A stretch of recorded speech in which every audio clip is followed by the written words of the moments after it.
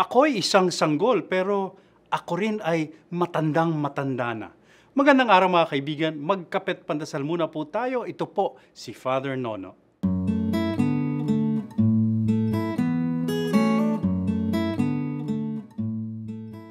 Minsan bata, minsan matanda. Narinig niyo na po ba yan? Hindi po yan isang bugtong, kundi isang sikat na meme ngayon.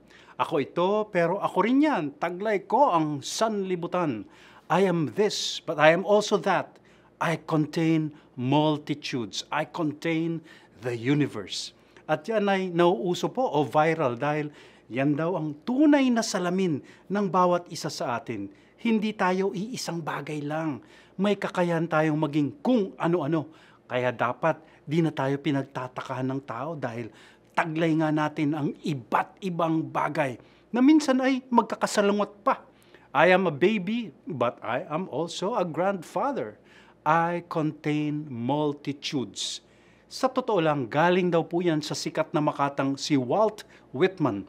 Sa kanyang tulang Song of Myself, sinabi niya na minsan parang taglay natin ang magkakasalungat na paniniwala o opinyon. Ikaw ito, ikaw rin iyon. Pero anya, ganoon ang tao. Napakalaki, napakalawak ng ating kaisipan at pagkatao. Anya, I am large, I contain multitudes. Sa Biblia, hindi matanggap si Jesus ng mga kapitbahay niya. Di ba anak lang yan ng karpintero? Paanong napakadunong na niya ngayon? Bakit nag-aastang guro na siya ngayon? Sasabihin lang ni Walt, bakit hindi? Taglay niya ang sanlibutan. Sa maikling sabi, huwag nating ikakahon ang bawat isa. Dahil bawat isa ay isang universo ng mga posibilidad.